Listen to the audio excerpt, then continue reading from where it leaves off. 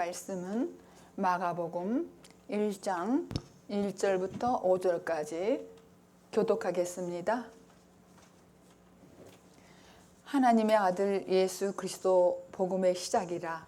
선지자 이사야의 글에 보라, 내가 내 사자를 내 앞에 보내노니 저가 내 길을 예비하리라. 광야에 외치는 자의 소리가 있어 가로되 너희는 길을 예비하라.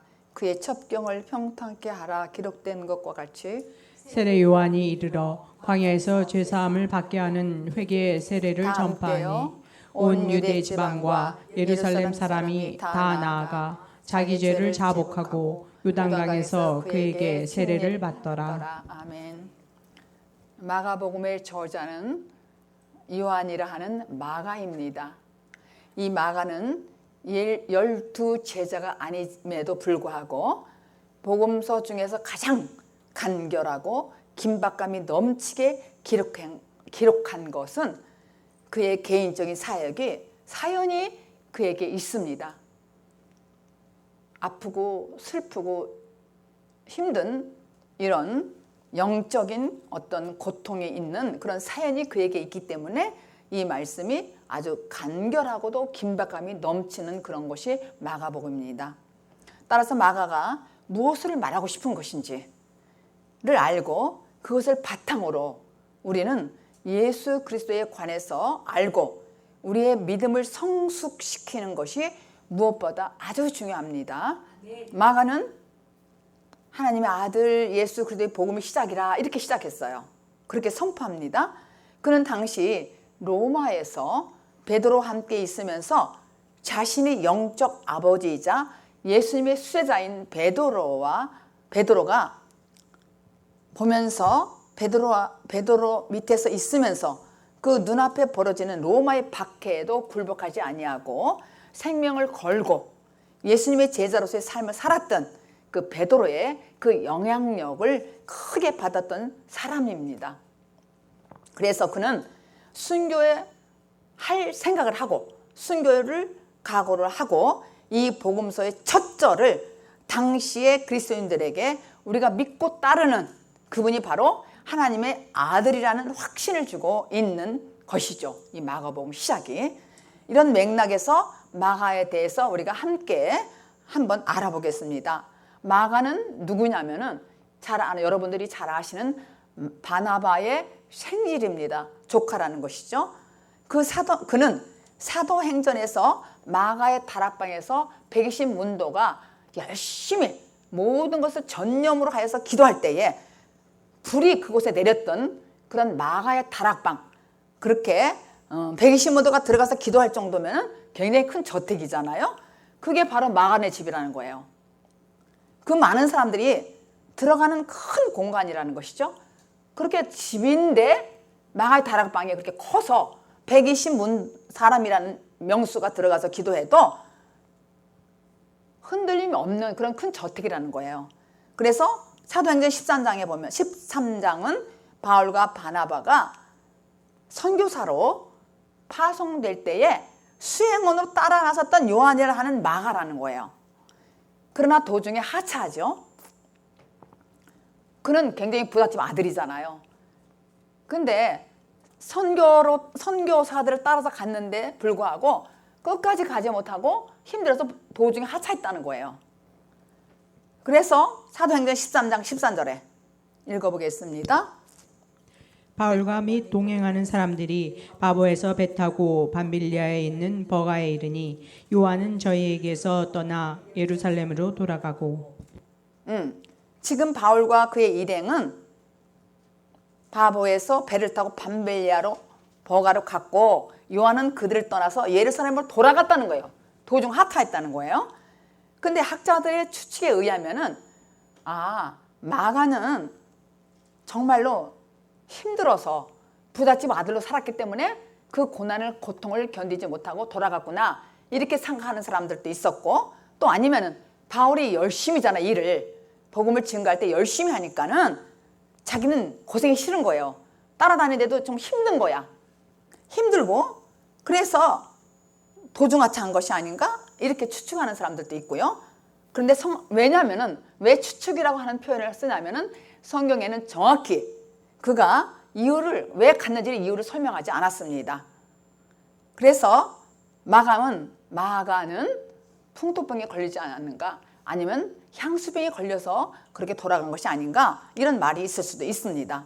그런데 사도행전 15장 36절 38절을 읽어보면은 그 이유가 좀 있어요. 읽어보겠습니다. 수일 후에 바울이 바나바더러 말하되 우리가 주의 말씀을 전한 각성으로 다시 가서 형제들이 어떠한가 방문하자 하니, 바나바는 마가라 하는 요한도 데려가고자 하나 바울은 밤빌라에서 자기들을 떠나 한 가지로 일하러 가지 아니한 자를 데리고 가는 것이 옳지 않다 하여. 여기서 보니까 수일 후에 바울이 바나바하고 둘이 얘기를 하는데, 우리가 지금 읽으신 말씀을 전한 그 각성으로 다시 한번 가서 그 형제들이 어떤가를 좀 방문하자 이러는 거예요. 그러니까 바나바가 마가를 데리고 가자고 하는데 바울은 반대하는 거예요. 그 반대하는 이유가 뭐냐면은 38절에요. 바울은 밤빌라에 자기들을 떠났다는 것을, 그 한 가지 이유를 가지고 일을 열심히 하지 않았다는 거야. 마가라는 사람이 같이 일을 해보니까는 일도 제대로 못하고 지쳐하고 힘들어서 도대체가 그 한 가지 일하러 가지 아니한 그것 때문에 거절한 거예요. 나는 마가를 데려갈 수가 없다. 근데 바나바는 자기 조카잖아요. 데려가자. 이렇게 해서 둘이 거기 다투는 거예요. 아니 도대체 뭐 선교까지 가면서 그 귀한 시기에 뭐 때문에 싸우는 것일까? 왜 이걸 썼을까? 이렇게 생각이 들잖아요. 그런데 우리가 이렇게 신앙생활을 하다 보면은 뭐 거듭났다, 아니면은 뭐 열심히 신앙생활을 한다, 교회하는 여러 사람들이 있단 말이에요. 그래서 슬픈 일도 있고 어떤 자괴감도 있고 별의별 안 좋은 가슴 아픈 일이 많이 있잖아요. 근데 이렇게 이런 일을 했다는 거예요. 지금 마가가 같이 선교 갔는데 그렇게 힘들다고 지금 도로 집으로 간다는 거예요. 예루살렘 돌아가겠다는 거예요. 근데 그걸 붙들지 않는 거예요. 바울은 그냥 보내라는 거야. 근데 바는 그게 아니잖아요. 자기 조카잖아요. 가자고 하는데 거기서 둘이 싸움을 하는 거예요. 심히 다퉜다 그랬어요. 심히 다퉈서 거기서, 근데 왜 도대체 바울은 그렇게 고집 부리고 안 데려갈까? 데려가지. 바나바가 그냥 같이 데려가자. 근데도 안 된다는 거예요. 가만히 보니까 일을 하기 싫어한다는 거예요. 그러니까 일이라는 건 뭐예요? 선교잖아요. 복음을 증거하는데 같이 협력을 하지 않는다는 거예요. 그러니까 나는 싫다. 바나바는 사정을 하는데도 노 그러는 거예요. 안 된다고. 그래서 그냥 거의 헤어지는 거예요. 이렇게 떨어져서 예루살렘에 가는 거예요. 바나바가 헤어지는 거예요. 근데 사도행전 11장 24절에 보면은 바나바는 어떤 사람이냐면 착한 사람이었어요. 착하고 성령이 충만하고 믿음이 좋은 사람이라고 그렇게 소개돼 있어요. 그리고 수많은 사람들이 그를 보고 더했다고 그랬어요. 그러니까 바나바를 보고 착하고 성령이 충만한데 그 사람을 보고 전도가 잘 됐다는 거예요. 그런데 사도행전 9장 26절 읽어보면은 27절까지 사울이 예루살렘에 가서 제자들을 사귀고자 하니 다 두려워해서 그의 제자됨을 믿지 않았다 그래요. 근데 바나바가 데리고 그 사도들에게 가서 지금 그러니까 바울이 다메섹에서 예수 잘 믿는 예수쟁이들을 붙들어서 죽이려고 사기가 등등했는데 나중에 회심했잖아요. 회심해서 함께 일을 하려고 하는데 왔을 때 예루살렘 교회가 거절하는 거예요. 왜냐하면 아무리 봐도 그 바울 되기 전에 사울을 보니까 혹시 저 사람들이 우리 하는 짓을 보고 침투해서 믿는 사람들을 또 고발하려고 그러는 거 아니야? 죽이려고 하는 그런 술수를 쓰는 거 아니야? 이렇게 하는 거예요. 근데 이때 바나바는 아니다. 우리가 성령을 믿어야지. 내가 보니까 하나님께서 이방인을 위한 그릇으로 준비한 사람 같다. 그리고 바울을 이렇게 추천하는 거예요. 어떻게? 정말 괜찮은 사람이다. 이래서 추천해서 바울이 와서 일을 할 수 있도록 도운 사람이 바로 바나바거든요. 그러니까 바나바는 바울의 대선배예요. 대선배고 정말 그런데도 불구하고 바울은 도대체가 이 문제를 놓고 나쁜 사람처럼 자꾸 고집을 부리는 거예요. 바나바가 그렇게 사정했으면은 눈을 딱 감아주고 그래 우리 그냥 갑시다 이렇게 해야 되는데 안 된다는 거예요. 그러니까는 바울의 성격은 꼿꼿하잖아요. 예스가 노가 분명한 사람이에요. 근데 바나바는 아니야. 바나바는 마음이 착하고 성령이 충만한 사람이고 정말 좋은 사람이야. 그리고 바울이 사람들 다 배신한다고 할 때 식탁을 막 우리는 거부했을 때도 잘 달래가지고 추천해서 그렇게 키운 사람이란 말이에요. 그러니까 바나바는 그렇게 큰 사람이라는 것이죠. 그러니까 우리 교회 안에서도 어떤 사람은 확실하게 딱딱하게 나가는 사람이 있고 어떤 분은 따뜻하게 사랑으로 베푸르면서 품어주고 이렇게 필요하다는 거예요. 그러니까 따뜻하게 품어주는 사람은 바나바 같은 성격이죠. 근데 일만 열심히 해. 이렇게 밀어붙이는 사람은 바울이에요. 바울 같은 사람.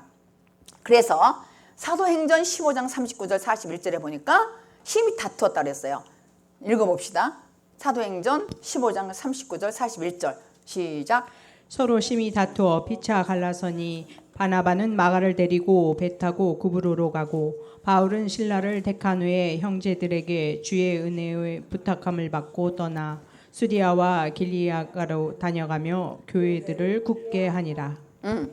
지금 밤벨리아는 마가가 도중차에서 떠났던 곳이란 말이에요.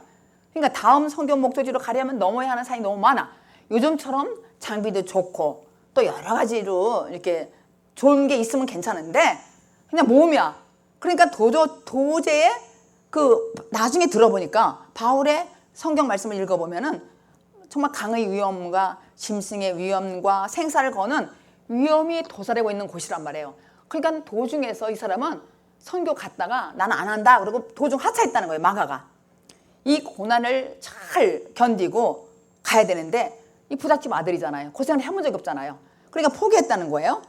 그러니까 그리고 또 포기한 이유 중에 보니까 자기 삼촌이 굉장히 마음도 너그럽고 정말 괜찮은 분인데 삼촌을 따라왔는데 가만히 일하는 걸 보니까는 삼촌의 스타일은 따뜻하고 도와주는 스타일이라면은 바울은 냉정한 스타일이에요. 냉정하고 열심히 항상 앞장서서 가는 사람이야. 그러니까 마가는 도저히 견딜 수가 없는 거예요. 그러니까 이거를 우리가 교회 안에서 이거를 좀 적용해 보면은 교회 안에도 딱딱한 사람이 있고 또 부드러운 분이 있다는 얘기예요.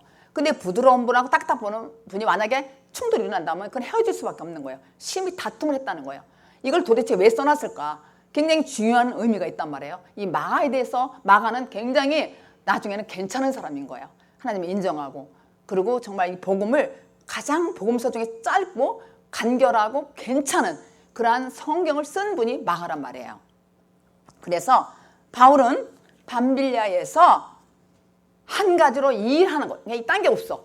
한 가지가 뭐냐면은 일하러 가지 아니한 자를 내가 데려가는 것이 옳지 않다고 싸움을 한 거예요. 같이 일하다 보면 어떤 사람은 세상적으로 아직 끊지 못하고 알지 못하는 악한 짓을 하는 사람이 있단 말이에요. 교회에 와도. 근데 어떤 사람은 이상하게 정말 지혜롭고 하나님의 은혜를 받아가지고 굉장히 겸손하고 거듭나고 이런 여러분들이 있잖아요.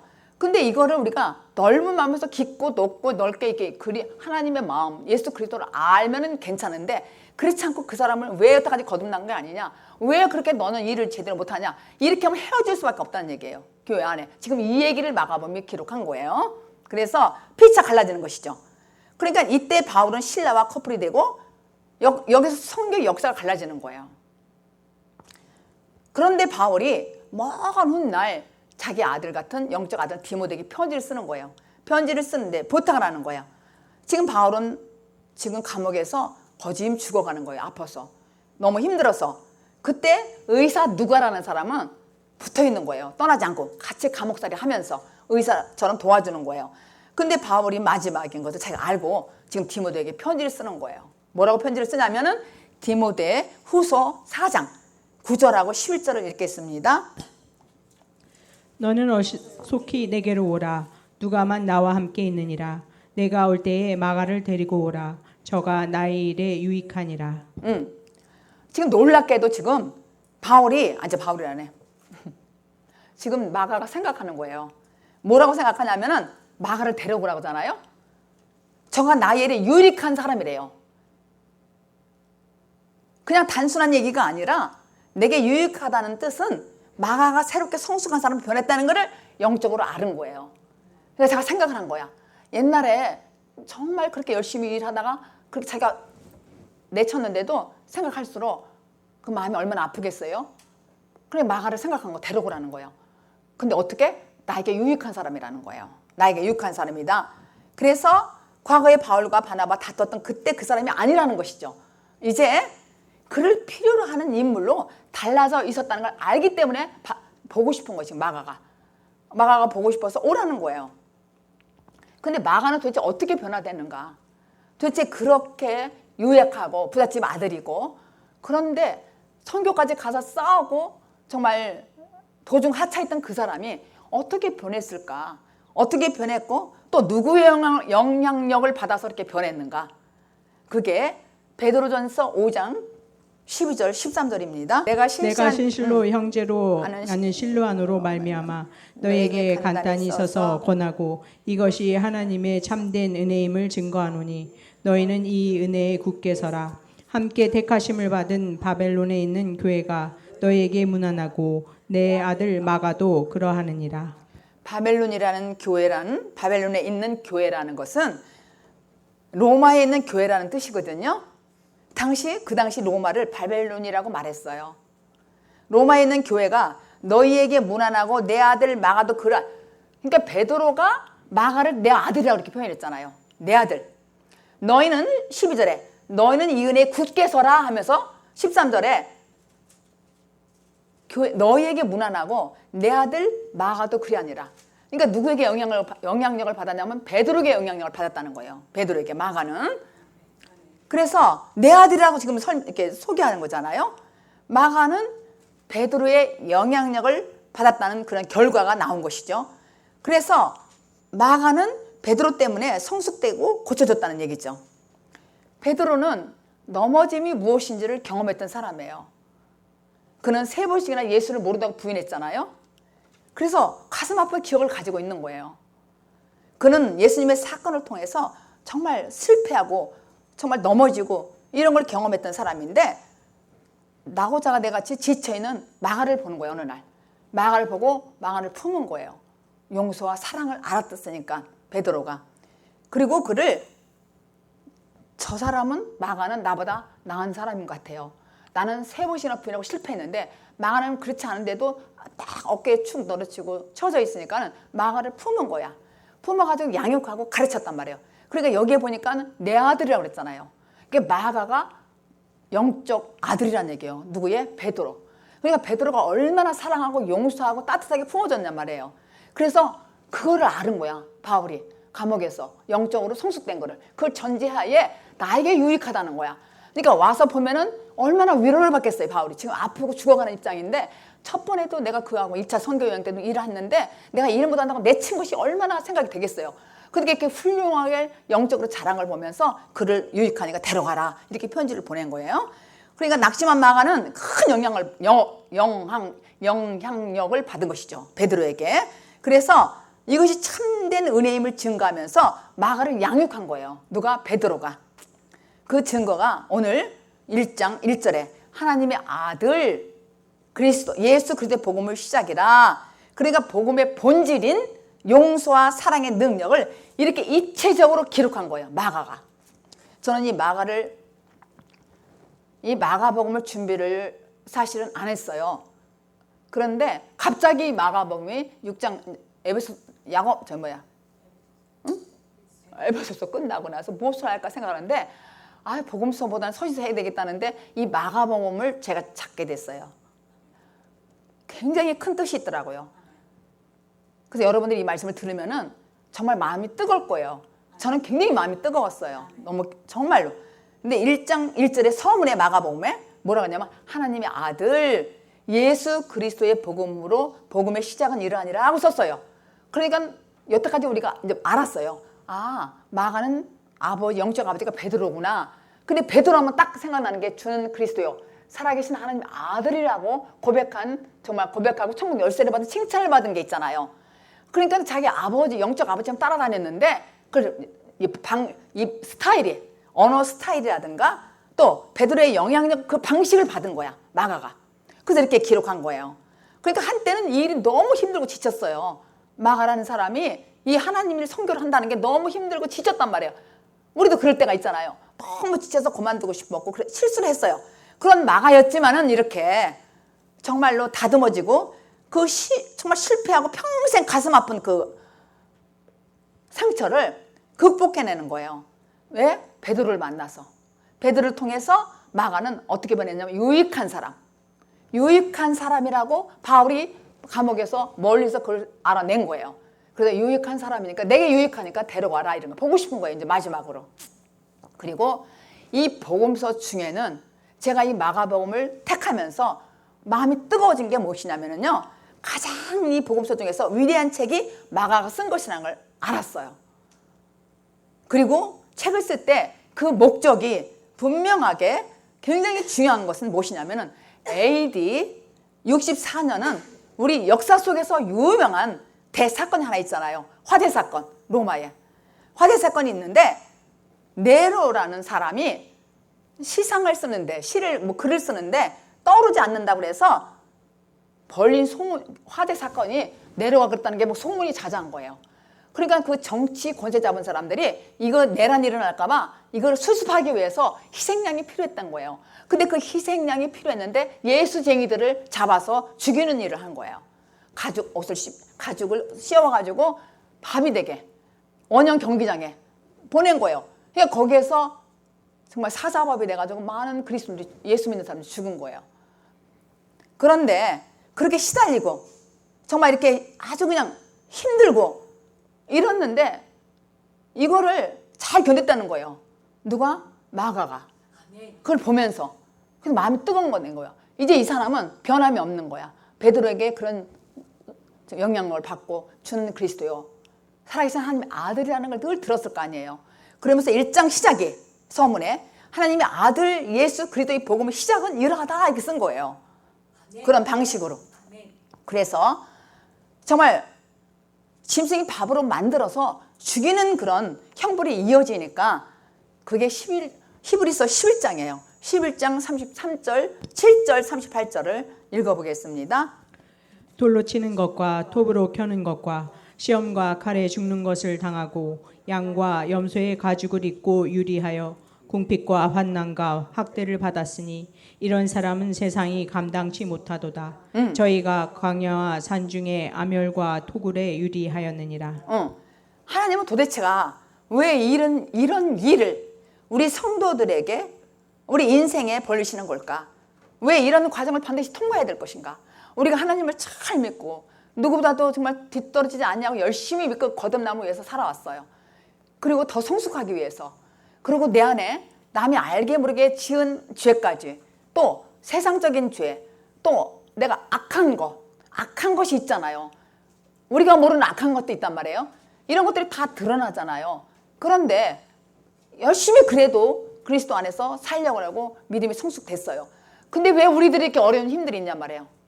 왜? 여기서 보니까 정말 이렇게 돌로 치는 것과 톱으로 켜는 것과 시험과 칼에 죽는 것을 당하고 양과 염소의 가죽을 이렇게 씌워가지고 학대를 받았다는 거예요. 그러니까 정말 세상이 감당할 수 없는 그런 학대를 그 당시에 사람들이 받았다는, 그리스도인들이 받았다는 거예요. 그리스도인들이. 그래서 점점 그리스도의 마음속에 뭐가 있어요? 절망. 우리가 몇 년 동안 오랫동안 다닌 분들이 저에게 상담을 할 때 보면은 너무 힘들다는 분들이 있어요. 여러분들은 아니지만은 외부에서 너무 못 살겠다는 거야. 이렇게 어리고 힘들어서 도저히 살 수가 없다는 거야. 자기가 믿지 않는 집에 왔더니 그 시집살이 또 믿는데도 영 딴판으로 믿는 거. 앞뒤가 틀리는 시어머니 시아버지 때문에 자기는 너무나 괴롭다는 거예요. 왜 나에게 이런 시련이 있느냐는 거예요. 난 너무너무 괜찮은 사람이었는데 예수 잘 믿는데. 이것처럼 이때는 사건이 이렇게 난 거예요. 그 예수 믿는 척 잠하다가 짐승이 밥이 되게 원형 경기장을 넣을 때 그걸 보고 사람들이 막 절망한 거야. 이럴 수가 있는가. 도저히 견딜 수가 없는 그런 절망이 시작한 거예요. 찾아오기 시작한 거죠. 그런데 도대체 하나님이 살아 계시다면 하나님이 살아 계신가? 그 아들 예수 그리스도가 살아 계신가? 이게 사람들 입에서 막 전달이 되는 거예요. 너무너무 힘들다고. 너무너무 절망에 지쳐 있을 때 어느 날 입에서 입으로 또 손에서 손으로 이 소문이 막 들리는 거예요. 소문이. 어떤 소문이? 한 줄기 빛을 찾기 시작한 거예요. 빛을. 그 책이 바로 마가복음이라는 거예요. 그래서 복음서 중에 최초로 먼저 쓴 것이고 짧지만은 이렇게 깊은 의미가 있다는 거예요. 사람들이 죽게 생겼을 때 소문이 들린 거예요. 소책자가 있다고. 소문에 입으로 손으로. 그래가지고 정말 이 최초로 쓰여진 이 책인데 기록 연대가 AD 65년부터 70년 사이에 기록된 거예요. 이 마가복음이 최초에. 이 책을 죽어가던 이 사람들이, 절망해서 죽어가는 이 사람들이 정말 붙들 수 있는 건 이 책이었다고요. 그러니까 얼마나 마가복음이 괜찮은 사람이냔 말이에요. 이 마가복음이 이렇게 그런 사람들을 자기가 책을 쓰고서 소문해서 이게 전달된 거야. 조그만 책이. 그래서 예수 그리스도가 하나님의 아들이신 것을 증거하기 위해서 오늘 시작이 처음에 하나님의 아들 예수 그리스도의 복음의 시작이라 이렇게 쓴 거예요. 다른 복음서들은 족보도 얘기 나오고 뭐 기원 얘기도 나오는데 이 마가복음만큼은 그냥 주는 그리스도요 이렇게 나간 거예요. 그 영향력을 베드로한테 받았다는 얘기예요. 그러니까 우리가 누구를 만나냐에 대해서 내가 변화되는 거잖아요. 누구를 만나냐에 따라서 내가 어떤 사람인가를 아는 거예요. 근데 마가는 베드로를 만난 거야. 자기도 낙심하고 실망해서 지쳐서 이렇게 아주 완전히 그냥 집에 와 있는데 베드로를 만난 거예요. 근데 베드로가 이렇게 딱 보니까 너무너무 안 된 거야. 자기보다 나은 거야 아무리 봐도. 자기는 실패를 했고 예수를 부인했고 참 제자였는데도. 근데 마가는 보니까 정말 자기 스승이 정말 저렇게 순교까지 하는 그런 선생한테 배웠기 때문에 그도 순교할 각오로 이 책을 쓴 거예요. 이때 이 책을 써 돌리면 안 되잖아요. 왜냐하면 지금 잡히면 지금 죽는데 원형 건기장에서 짐승이 밥이 될 수 있는데도 이걸 기록한 거야. 딱 시작이 하나님의 아들 예수 그리스도의 복음의 시작이라 이렇게 시작했단 말이에요. 자기가 목숨을 걸고 쓴 거란 말이에요. 이 책을. 제가 이거를 읽으면서 그냥 제가 잠이 안 오더라고요. 정말 이렇구나. 하나님이 사랑하는 정말 선택된 사람은 어떻게 우리가 실수하고 잘못된다 할지라도 반드시 누구를 붙여줘가라도 그들을 구제시키고 사랑해 주시고 회복시켜 준다는 거예요. 오죽하면 베드로가 나의 아들이라고 소개를 하냔 말이에요. 그러니까 그렇게 큰 지혜자, 수제자, 그리고 실패도 했고 또 주님께 여러 가지로 구박도 받고 책망도 받았지만 자기가 그런 아픔도 있었지만 잘 견뎠잖아요. 견뎠는데 마가는 자기한테 비하면 아무것도 아닌 거예요. 얘기 들어보니까. 근데 마가를 딱 붙드는 거예요. 용서하고 사랑하고. 그러면 자기 아들로 삼았다는 것이에요. 영적 아들로. 그래서 그분이 죄인을 구원하러 오신 분이라고, 진정한 그분은 구세주라고, 예수 그리스도라고 증거한 거예요. 2절 4절을 본문 읽겠습니다. 2절 4절을 시작. 선지자 이사야의 글에 보라 내가 내 사자를 내 앞에 보내노니 저가 내 길을 예비하리라. 광야에 외치는 자의 소리가 있어 가로되 너희는 주의 길을 예비하라. 그의 접경을 평탄케 하라. 기록된 것과 같이 세례 요한이 이르러 광야에서 죄사함을 받게 하는 회개의 세례를 전파하니. 이렇게 하나님의 약속대로 세례 요한은 광야에 있는 자들을 향하여 회개하라고 외치는 거예요. 회개하라고 외치는데 이 마가복음 이 쓴 것을 보니까 이사야 선지자를 인용한 것이잖아요. 제가 아까 시작할 때 이사야서를 40장을 읽었잖아요. 외치는 자라 예비하러 왔다고. 그렇게 그러니까 회개의 메시지를 누가 전했어요? 세례 요한이 회개하라 이렇게. 그런데 우리가 요한을 여자가 낳은 자 중에 가장 큰 자라는 걸 여러분 읽어봤죠? 그게 마태복음 11장 11절입니다. 시작. 내가 진실로 너희에게 말하노니 여자가 낳은 자 중에 세례 요한보다 큰 이가 일어남이 없도다. 그러나 천국에서는 극히 작은 자라도 저보다 크니라. 가장 큰 자라고 하면서 그러나 천국에서는 극히 작은 자래요. 세례 요한보다 크다고 하시면서 왜 그렇습니까 도대체가? 그는 십자가 오순절 사건을 경험하지 않았어요. 세례 요한은. 그래서 예수 그리스도를 믿고 구원받은 자가 요한보다 큰 자라는 거예요. 그러니까 요한보다, 세례 요한보다 우리가 크다는 거예요. 우리는 성령을 받았잖아요. 근데 이분은 성령을 받지 않고 외치기만 한 거. 그렇게. 그래서 천국에서는 저보다 크니라. 극히 작은 자는 저보다 크니라 그랬어요. 그래서 천국에서는 극히 작은 자라는 것은 천국에서, 천국, 남자를 얘기하는 거잖아요. 남자라면은 거듭난 자. 그러니까 세례 요한은 여자로 상징으로 알 수 있잖아요. 여자보다 크다는 거였어요. 그러니까 여기서 세례 요한의 영적 상태를 말하는 거예요. 이 장면이 영적 상태를. 그런데 디모데전서 2장 15절 읽겠습니다. 그러나 여자들이 만일 정절로서 믿음과 사랑과 거룩함에 거하면 그 해산함으로 구원을 얻으리라. 모든 사람은 육으로 이 땅에 태어났어요. 그런데 모두 그래서 아담에게 속했잖아요, 우리가.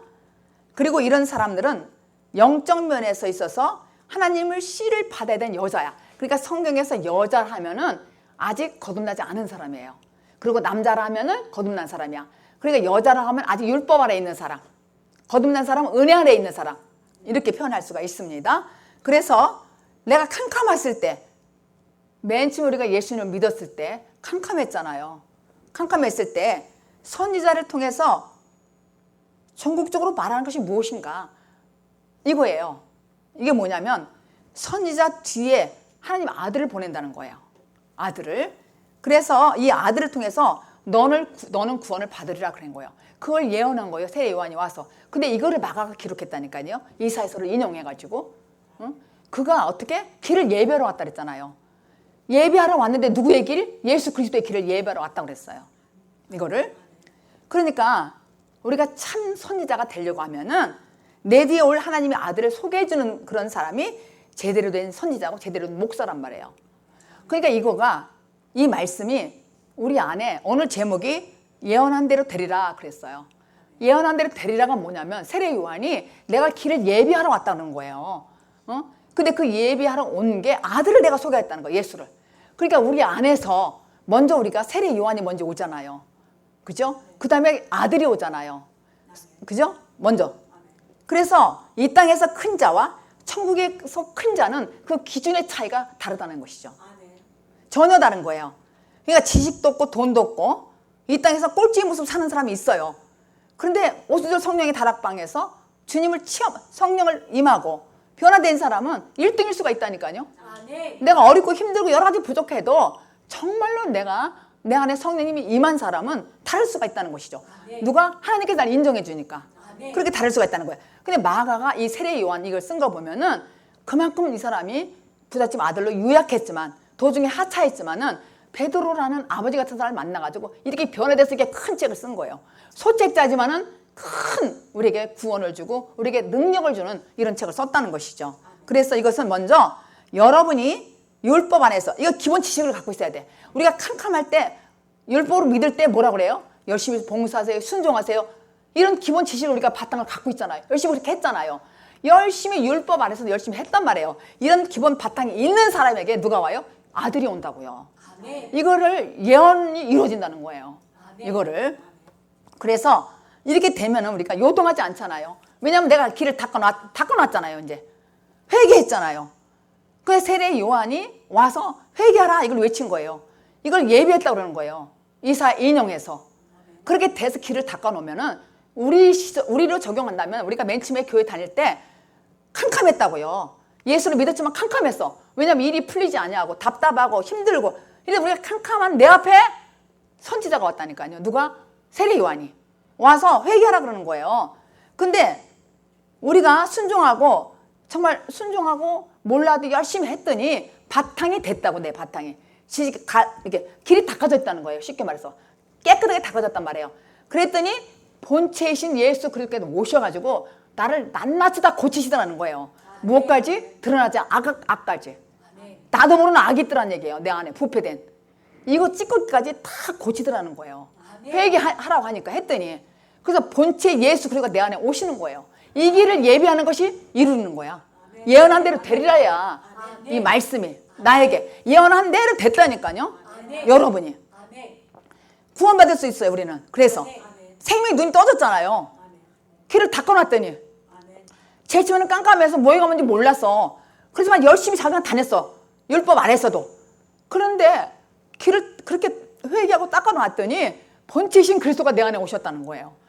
이거 마가가 이렇게 세례 요한을 예를 들어서 기록하는 거예요. 다 그게 경험해봤을 거 아니에요. 그렇게. 그래서 이 정말 선지자는 하나님의 말씀을 가지고 전하는 것이에요. 그리고 아들은 뭐냐면 하나님의 말씀을 받아서 그 말씀이 내 안에 임하는 거. 그래서 연결돼야 돼요. 내 안에서 맨 처음에는 이 선지자 말씀을 듣는 거. 그리고 그 다음에는 아들이 되어서 내 안에 임하는 거예요. 말씀이 자리 잡는 거예요. 그렇게 아들은 여러분의 마음 안에 심어진 거예요. 아들이.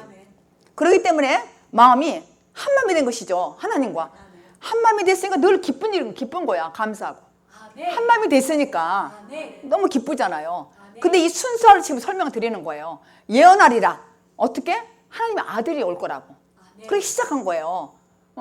올 거다. 계속 구약에서 오실 예수 그런 거예요. 근데 세례요한이 어느 날 나타나가지고 세례요한이 회개하라 그랬잖아요. 나는 길을 곧게 하러 왔다고. 굳게 하러 왔다고. 그래서 우리는 캄캄할 때 예수님을 만났잖아요. 초림 예수는 만났잖아요. 아직 재림 예수는 안 만났지만. 그런데 어제 제가 말씀드린 것처럼 내가 완전히 깨지고 변화되니까 우리가 휴거하면은 공중 타고 올라가는 이것만 생각하지 말고 공중은 나다. 내 안에 주님 오셔야 된다. 그러면은 내가 그때부터 나는 하나님의 영광을 받고 누릴 수 있다. 이렇게 설명을 드린 거예요. 어제 표현을. 그래서 정말 이렇게 하나님이 기뻐하시는, 하나님 마음이 내 안에 왔으니까 기뻐하는 것이죠. 예언이 이루어진 것이죠. 여러분은 예언이 이루어진 거잖아요. 근데 내가 캄캄하고 율법 안에 있다면 아직 예언이 이루어진 것이 아니죠. 성경 역사적으로도 설명하지만 지금 제가 영적으로 설명하는 거예요. 아직 내가 거듭나지 않았다면 예언이 이루어지지 않는 거예요. 거듭남이 뭐예요? 강림이잖아요. 파루지야. 나타난다 그랬잖아요. 우리가 휴거됐는데 올라간다 이렇게 생각하고 막 그랬잖아요. 그런데 파루지아라는 건 나타난다는 거야. 어디에 나타나? 내 안에. 내 안에 나타나는 것이 강림이더라고요. 그러니까 내 안에 나타나는 이 예수 그리스도나 하늘에 계신 예수 그리스도나 장차 오실 그리스도나 같은 분이잖아요. 응? 나타나야 된다는 거예요. 내 안에 나타나는 거. 그래서 하나님 마음을 심어주기 때문에 마가가 이걸 체험한 거야. 마가가. 그래서 내가 한 마음이 하나님과 한 마음이 되니까는 내가 하나님 기뻐하시는 일을 누가 하지 말라도 돼. 이건 배워서 될 일이 아니야. 이거 배워서 내가 막 열심히 하고 이게 아니라 내가 실제로 내 안에 예언이 이루어져야 돼요. 실제로 길이 닦아져야 돼. 첫 번째 길이 닦아지고 두 번째는 아들이 나한테 와야 돼요. 와서 내가 말씀 안에서 청명의 눈이 떠지면은 어떻게 되느냐면은 하나님의 기뻐하는 그냥 저절로 하는 거야. 그리고 내가 자가 발전 안 한다고요. 자기가 거듭났다 그래도 이상한 행동하는 사람들은 뭐라 그랬어요? 어제 제가 그랬잖아요. 자가 발전한다고. 스스로 자가 발전하는 거야. 스스로 자기가 뭘 해보려고 그러는 거야. 스스로 자기가 누구를 가르치려고 하는 거야. 이게 자가 발전이라는 거예요. 이거 하지 말라는 거예요. 이 마가복음을 하면서 복음서니까 복음서 뭐 다 아는 거 이게 아니더라고요. 정말 우리가 이게 바로 하나님 아들이 하는 거더라고요. 내 안에 예언이 먼저 오는 거예요. 길을 닦아야 내가. 일단 길을 닦아야 주는 그리스도의 하나님의 아들이라는 그 아들이 나한테 온다는 얘기예요. 5절 마지막 읽겠습니다. 마지막 본문 시작. 온 유대 지방과 예루살렘 사람이 다 나아가 자기 죄를 자복하고 요단강에서 그에게 세례를 받더라. 이걸 우리에게 적용하면은 무엇이냐면은 우리는 처음에는 다시 한번 말씀드리지만 처음에는 선지자를 통해서 하나님을 알게 되잖아요. 선지자를 통해서 세례 요한을 통해서 그리고 때가 되면은 신앙생활을 올바르게 하게 하며 또 진실하게 하며 자신이 지은 모든 죄를 깨끗이 씻는잖아. 물로 깨끗이 씻잖아. 말씀으로 깨끗이 씻잖아. 이렇게 그러면은 내가 하나님 아들로 거듭나서 하나님과 한마음이 되는 그런 역사가 일어난다는 거예요. 지금 이 5절이 그에게 세례를 받더라. 요단강에서. 이게 그런 말이에요. 제가 우리에게 적용해서 지금 말씀드리는 거예요. 여러분에게 내 인생 삶 자체가 요한의 때를 지나잖아요. 요한의 때를 지나고 개별적으로 여러분이 예수의 때를 만나는 거야. 이 말씀은 개별적으로 맨 처음에는 요한의 때를 만나가지고 내가 깨끗이 물로 씻어 회개하여 그 다음에는 예수의 때가 와. 그 예수 그리스도가 내 안에 오면은 이제 내가 사역을 시작하는 거예요. 아니 목사님 내가 지금까지 때까지 교회 와서 사역 다 했는데 무슨 또 사역을 시작한다고 그래요?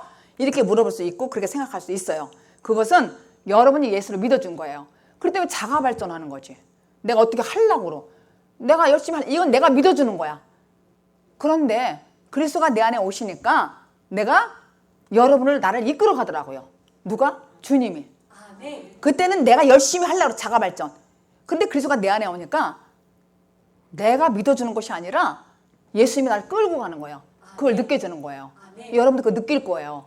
내가 뭐를 자가 발전할 때는 뭐 일이 안 되잖아요. 절대 일이 안 풀어져요. 그런데 그냥 가만히 있는다는 게 인내야.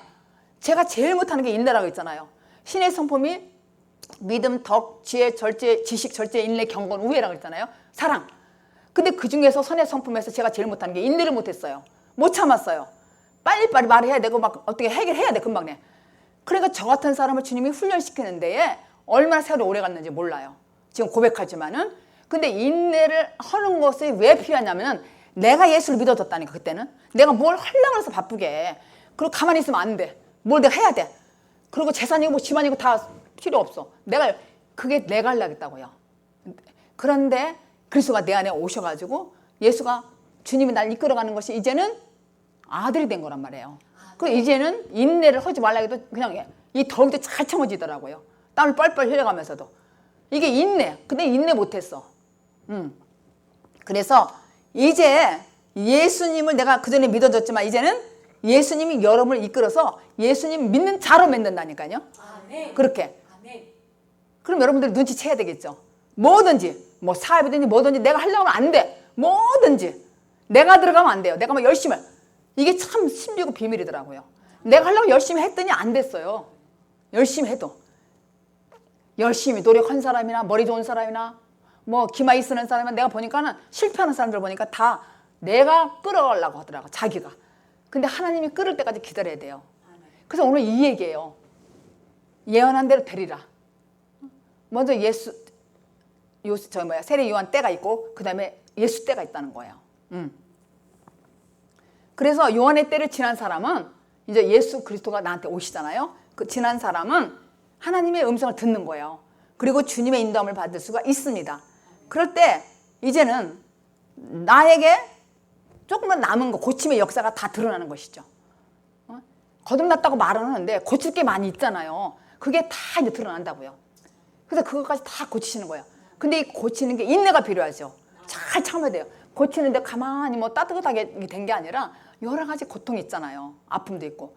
이거를 인내를 잘하고 하나님 나를 어떻게 끌어가 주세요. 이게 이제 그때부터 사역이야.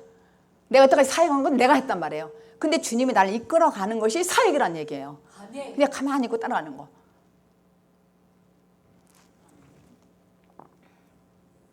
그래서 선지자 이사 2절에요. 다시 한번 본문 읽고 끝납니다. 예언에 대해서 말씀하기 위해서 시작. 선지자 이사야의 글에 보라 내가 내 사자를 내 앞에 보내노니 저가 내 길을 예비하리라. 지금 예수님은 요한으로부터 인계를 받았어. 세례 요한으로부터 인계를 받았어요. 우리를 고쳤단 말이에요. 회개했다고요. 인계를 받아갖고 이제는 누가? 우리 죄사함을 누가 줘요? 예수님이. 우리 죄사함을 주시고 구원을 알게 되는 것이죠.